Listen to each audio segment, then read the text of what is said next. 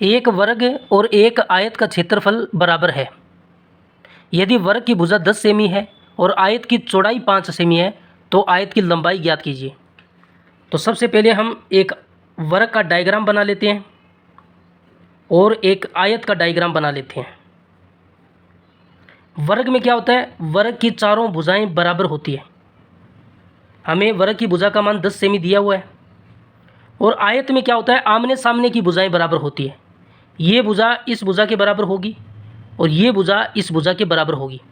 अगर इस भुजा को हम लंबाई मान लें और इस भुजा को चौड़ाई मान लेते हैं, ये लंबाई है तो ये भी लंबाई होगी, ये चौड़ाई है तो ये भी चौड़ाई होगी। आमने सामने की भुजा बराबर होती है।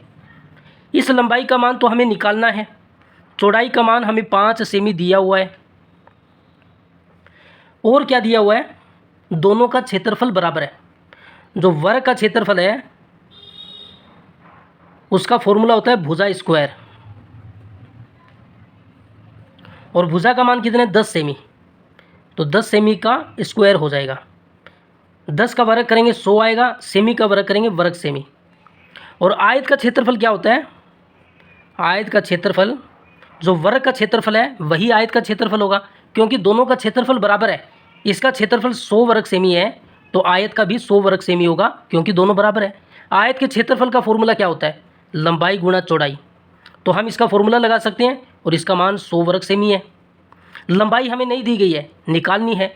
चौड़ाई हमें दी गई है, कितनी, 5 सेमी बराबर 100 वर्ग सेमी।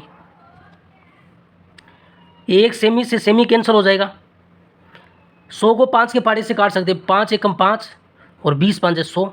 तो लंबाई का मान कितना आ गया, 20 सेमी। तो लंबाई 20 सेमी होगी।